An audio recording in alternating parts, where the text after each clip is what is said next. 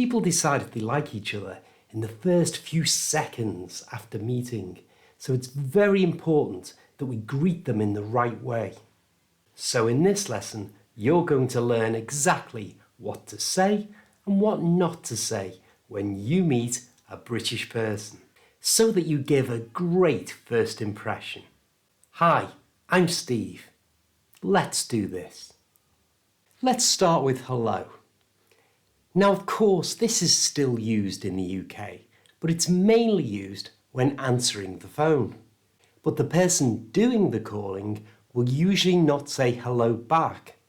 They'll use the most common way of saying hello in English, which is just hi. Hello. Hi Steve, it's Kerry. A few years ago, hi was only really used informally to greet friends or family.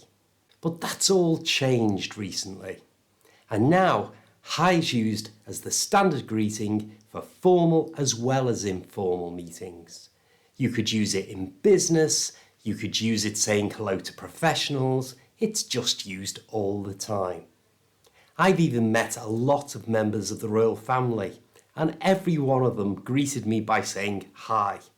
And you don't get more formal than that. Because you're going to be using hi a lot, let's make sure we can pronounce this simple word correctly. We'll start with the I, which is two sounds.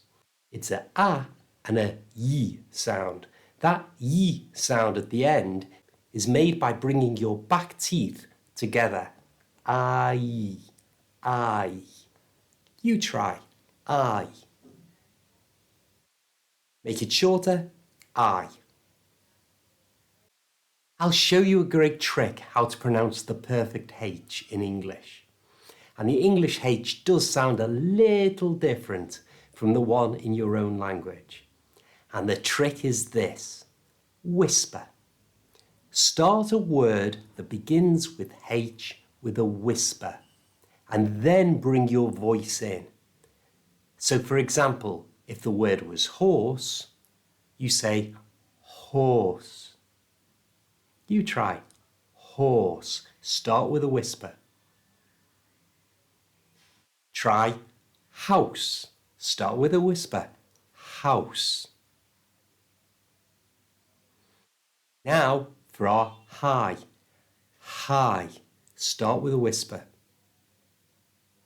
Hi. Now a quick thing to be aware of is a lot of people in the UK put an A sound on the end of hi to make it higher.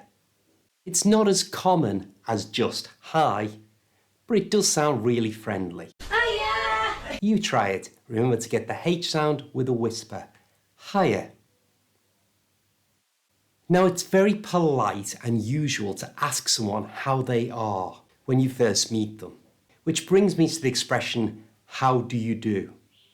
Now you might have learned this as a regular thing English people say when they meet each other. How do you do? And the truth is, we don't. In my whole life, no one has ever said, how do you do to me. Maybe 150 years ago they might, but these days they simply never use it. So take how do you do and put it in the bin. Instead, the most common way of asking how someone is... Alright, Ness. Alright, Ness. Kev? Right. ...is to say, are you all right? However, we don't pronounce it like that. Instead, we simply don't pronounce the R at all, and we squash the U and all right together, so it sounds like this. You're right. You're right. You try. You're right. Now this can be used on its own. You're right. Or we can put hi in front of it. So it becomes hi. You're right. You try. Now unless the person asking you is a doctor, they're really only asking are you all right to be polite. So they don't really want details of your health. You're right. No, I've got a sore arm. That's not the point of asking this. And there's hundreds of different ways the British people will reply to "you're right." Let's just learn two of them, and the two of the most common ones.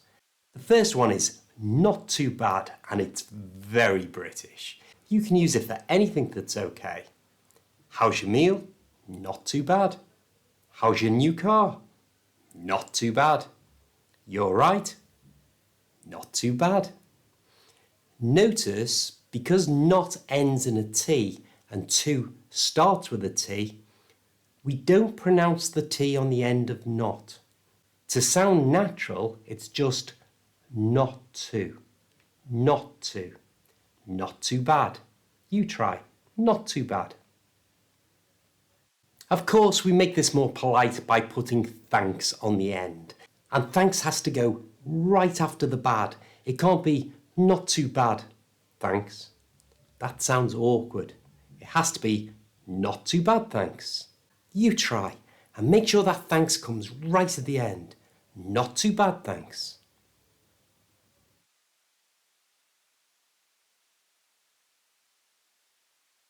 Of course, to be polite, we have to ask them how they are. And we do that by saying two words. Are you? That's it. That's the whole question. Are you? And to make it sound natural, we change the R to a schwa sound, the little sound. So instead of saying are you, we say are you. Are you? You try. Are you? So the whole thing is not too bad, thanks. Are you? You try. Once more, not too bad, thanks. Are you?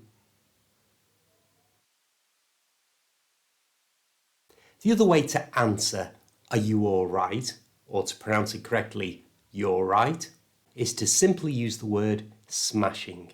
Smashing is a great English word, and it means very good.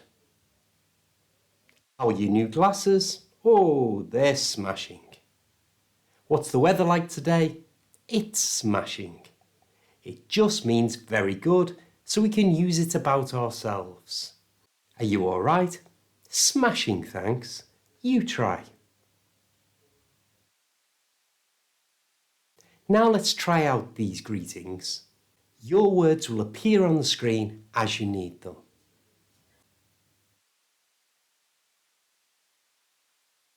Not too bad, thanks. Are you?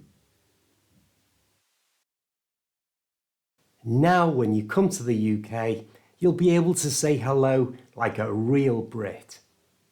New videos are coming out on this channel all the time, so don't miss out.